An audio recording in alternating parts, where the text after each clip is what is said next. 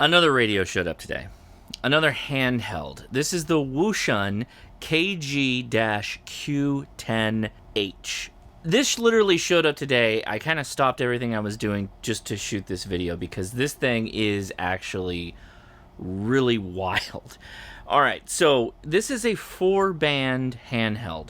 It does 70 centimeters and 2 meters like you might expect, but it also does 1.25 meters, that 220 megahertz frequency space that so many people are interested in. Yeah, there's plenty of handhelds that do that, but this also does 6 meters. This is all FM, so you're not getting single sideband, which is a bit of a bummer, but it's a handheld. I can't expect a lot from that. Now, for a lot of handhelds that do 1.25 meters, they're generally like 1 watt output. This does more than that. Stay tuned. I'm going to do a power test. It's also a crossband repeater. And yeah, it's a quad band radio crossband repeater. So can it do something like 6 meters crossband to 70 centimeters? Yes, it can. That's pretty wild. Yeah, it does actually a pretty decent amount of things. There's also a built-in GPS for communicating to other of the same radio that it can actually send its location. If you're doing simplex or like repeater type stuff, it'll squawk out GPS locations. And there's a map. Unfortunately, I only have one of these radios, so I can't really demonstrate that. This was sent to me by buytwowayradios.com. There will be a link in the description to check that out. At the time of recording, this sells for $219. It comes in blue, green, and red. This, you can't get like an all-black version of this. There's just that available. And I believe the blue is sold out. Again, time of recording. By the time you watch this, who knows what's going to be available. So the red and the green. I like the green. I went with green. I'm pretty excited about this. Quad bander, right? So quad band handheld radio. We have not seen something like this in a while. And yeah, I'm going to test each band for spectral purity because of, you know, everything we've been talking about recently. This fills a nice little niche. It's $200 in the box. We get the whole kit and caboodle. You already know what to expect here, so I'm not going to belabor any of this, but I'm looking through it here. Power adapter. Yep, power adapter. Here's our radio. It has a USB port. It's USB-C. Oh my gosh. I honestly looked on the website to see if it was USB-C chargeable. I did not get warm and fuzzies that it was, so we are going to test that right now. Okay, it slides into place. It's a dual PTT button. It does have Baofeng connector, so that's an SMA male connection there for you guys that are following along. I need to go get myself a battery so we can test this out. And turns on, maybe? Or is it full dead? Oh, I think it's full dead. Okay, it's got to go in the charger. All right, so my bad. All I had to do was make sure I pushed the battery in a little bit harder and it's seated. I'm using a simple little Anker USB-C, USB-A charger here. Provided cable. This has kind of been my go-to. I think this is a 10,000 milliamp. Either way, this stays in my pack most times. So here we go. Let's see if it charges off of USB-C. Red light. Hey! All right, let's walk around the radio for a second. I have loaded one of the custom look and feels, the themes here. I'll just show you how that works up front. The green thing that looks like a couch, that is the menu button. There are 2 ways to access, or 2 different menus to access. There's the single click, fast click if you will, and that's where you get things like VFO, scan group, CTCS, add. This is where you would add memory channels for different, oh, there's your scrambler mode. Different repeaters, you'd add them like channel 11 if we wanted to add something, channel add, favorite, on and off, that kind of thing. You can name the channel, whatnot. Offsets right there as well, shift, you get the idea. Now if I long press it, this is where you get into like radio settings. So this is where you'd set backlight, battery saver on, weather alert, themes. Did you know that there's a Not a Rubicon theme? There is. I happen to like rain though. I don't know why, but scan modes, you can set priority scan, priority channels, Roger beep on and off for transmitting and then release of transmit. This is where you define buttons, so PTT 1 and 2, PF1 short, PF1 long, PF2 short, PF2 long. So let's go into that one really fast, PF1 short. That starts out scanning. You can have it do SOS, which nobody wants. Strobe light, talk around, weather, disable, not sure what that does. Backlight change, brightness, favorite, you get the idea. So this is where you would program the buttons on the side here. Now walking around, it does use a number pad for typing in the numbers of channels. If you wanted to go to frequency mode, you hold down TDR and then mode. Now I'm in channel mode with the different display. Channel mode with the name display. And now frequency mode. So I can do 446 and 0 in this case is this square. So there you go. Now I'm on channel mode, or now I'm on frequency mode, so you can type it in that way. Now area is what switches the primary and secondary, top and bottom, receive. And from here, which is kind of cool, you can just type in the frequency you want, 146,500 for instance. And I have 440 on the bottom here. If I just want to make this a crossband repeater, I just hit the repeater button. And now you see it's muted the two speakers and it's showing this little logo right there. That is the repeater on setting, this circle. And when you transmit into it, you will see a receive side and a transmit side depending on which direction it's going. Kilo India 6 November Alpha Zulu crossband repeat working well. Input is the top frequency, lower is the output, which you see on the icon. If you get there first, you're the one that's owning this crossband repeater. There's a lot of good. Crossband repeat in particular is kind of wild, and yeah, it supports both kind of what I would call one-way and two-way crossband repeat, meaning Kilo India 6 November Alpha Zulu crossband repeat working well. Input is the top frequency, lower is the output, which you see on the icon. If I had a frequency that I wanted to be crossbanded, so let's say a 2 meter frequency, and I set this primary frequency to that 2 meter frequency and I started talking, it would receive on this top frequency and transmit on the bottom frequency one way, meaning who's ever listening on that frequency, if they transmitted, it wouldn't be then retransmitted by the Wouxun and then to the icon.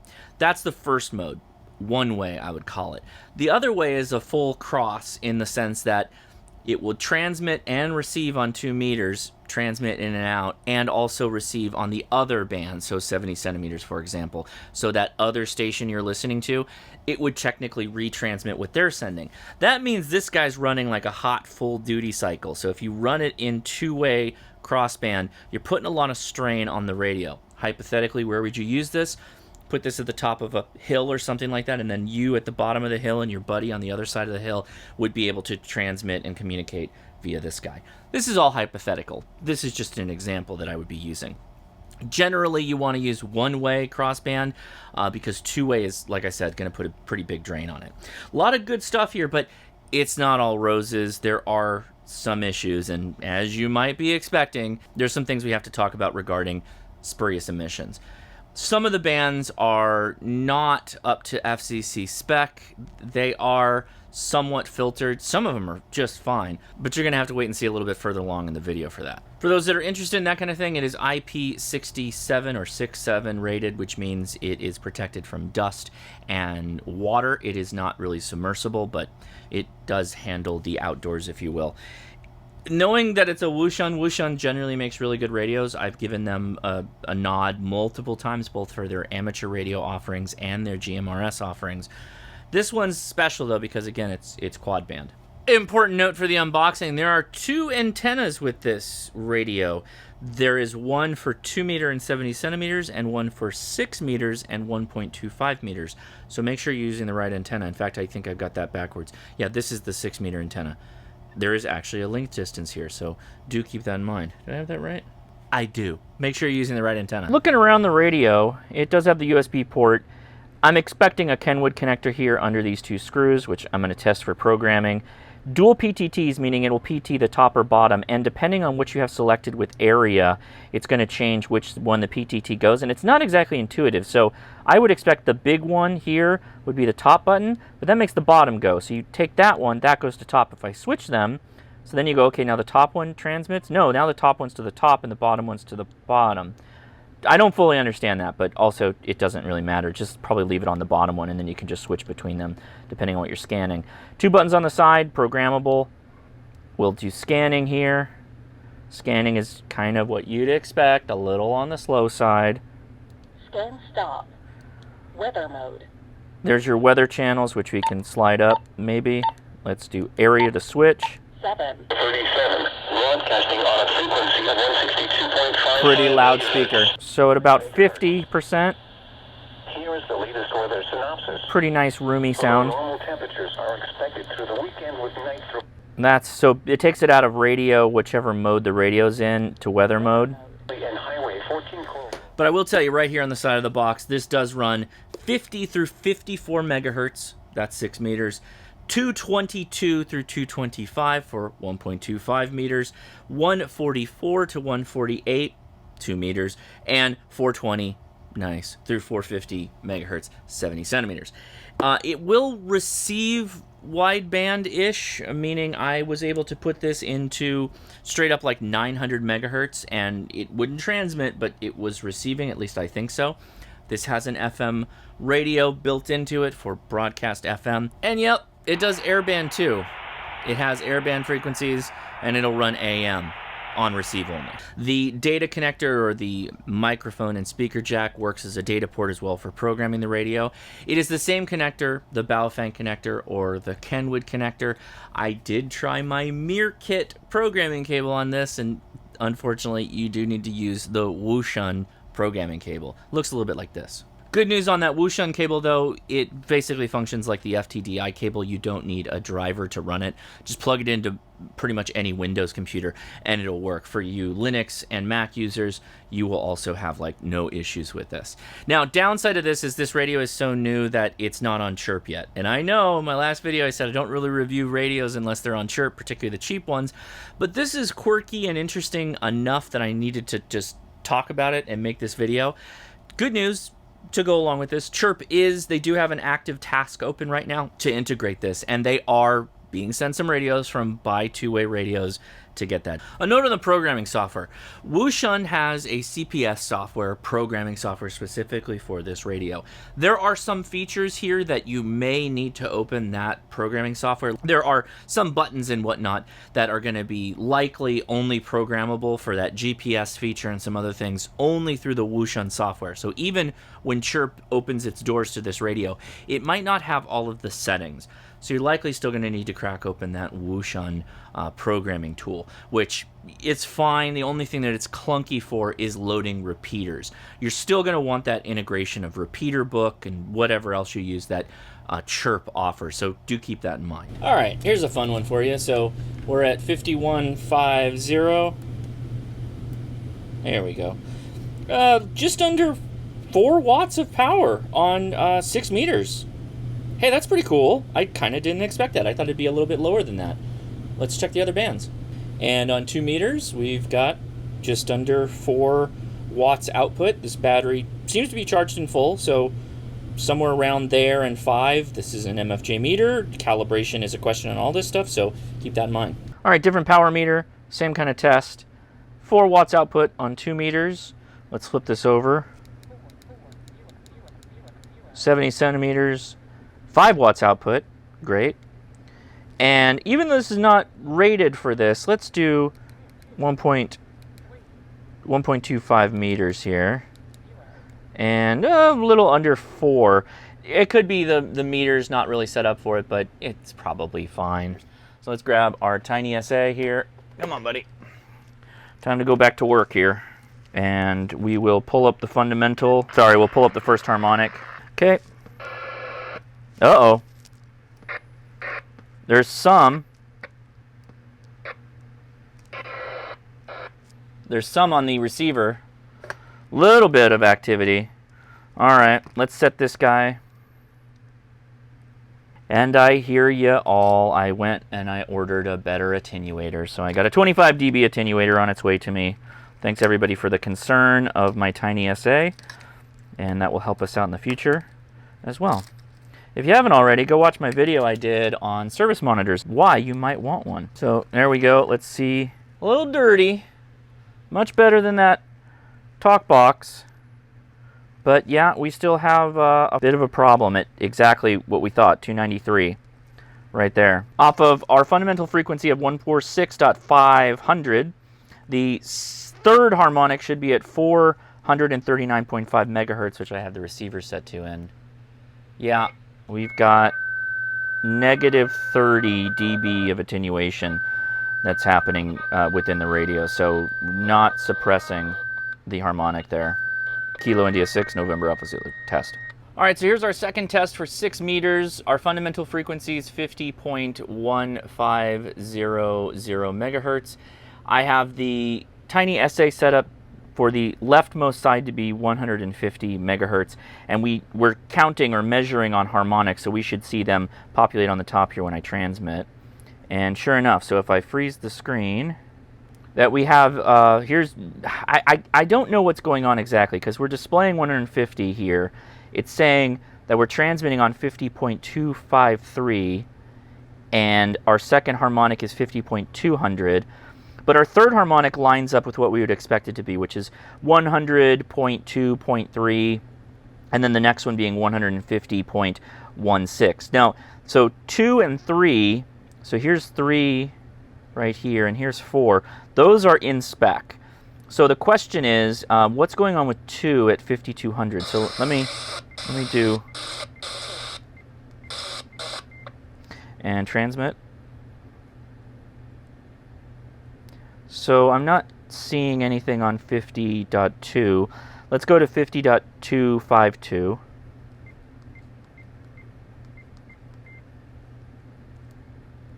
Nothing there.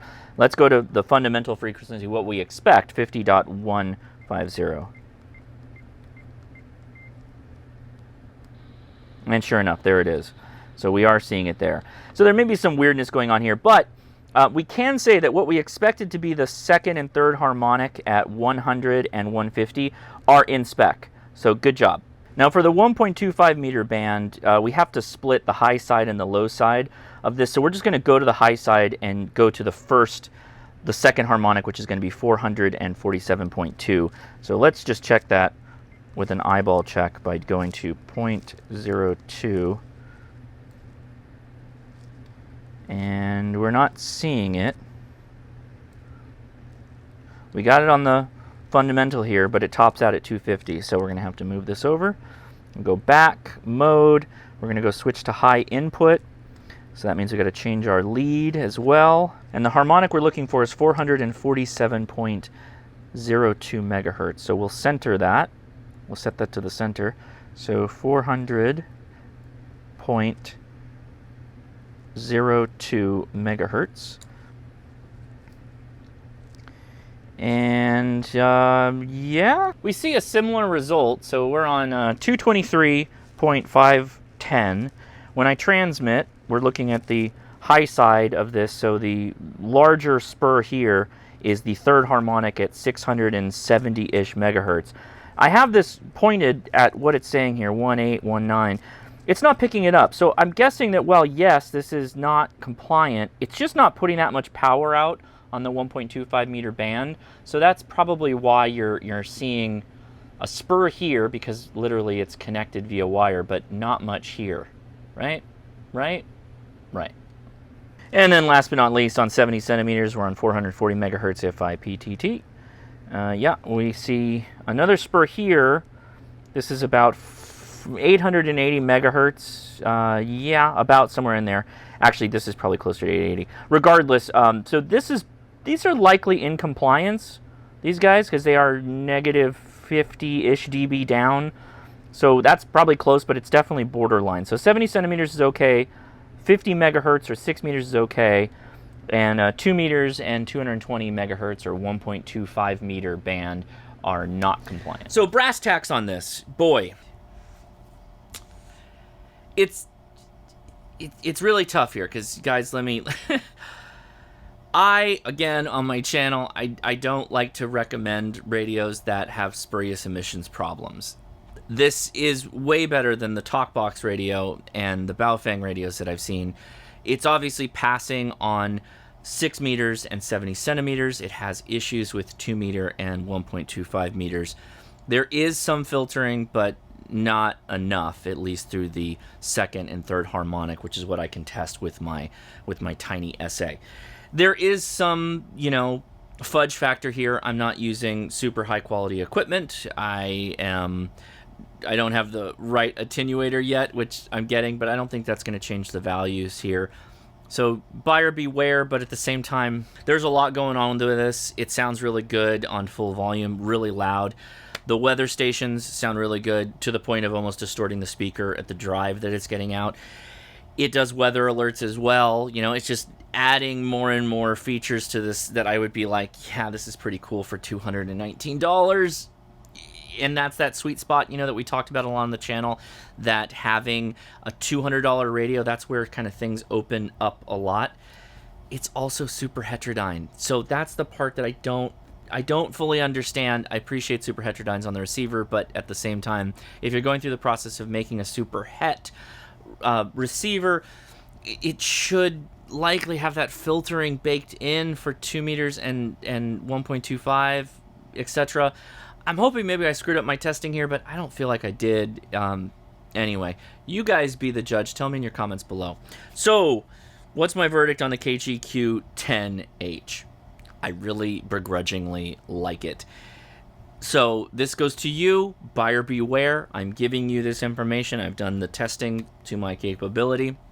The feature set is really compelling. I do like a lot of the stuff in it. If you're not okay with spurious emissions on the bands and you don't want to support that, I understand completely.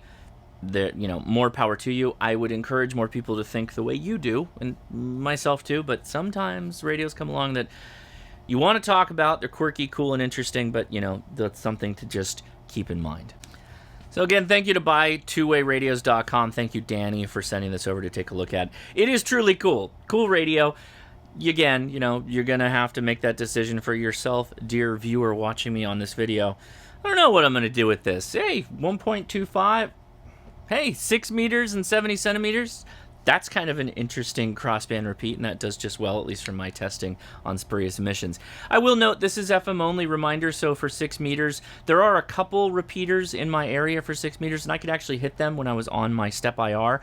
The 1.25 meter offering, though, there's actually a pretty decent set of repeaters out there, depending on where you live. It's kind of a cool band in that it kind of like gets the push that 2 meters does, particularly outside, but it's a little bit good at resisting buildings the way 70 centimeters is. So there's it's a cool band. Niche, but still cool. So if you have not experienced that, you know, that may be something to look at. So those are my thoughts on the Wouxun KG-Q10H. Leave your comments below. I kind of want to hear what you guys are going to say on this one. I think it's going to be an interesting comment section, so make sure you get in there. I'm Josh, KI6NAZ. Thanks so much for watching. If you haven't, I'd love it, appreciate it even, if you give me a thumbs up and consider subscribing. And if you do, click that bell so you know when I go live, which is generally every Saturday and every other Wednesday for Ham Nation. Plus, I post videos like these throughout the week.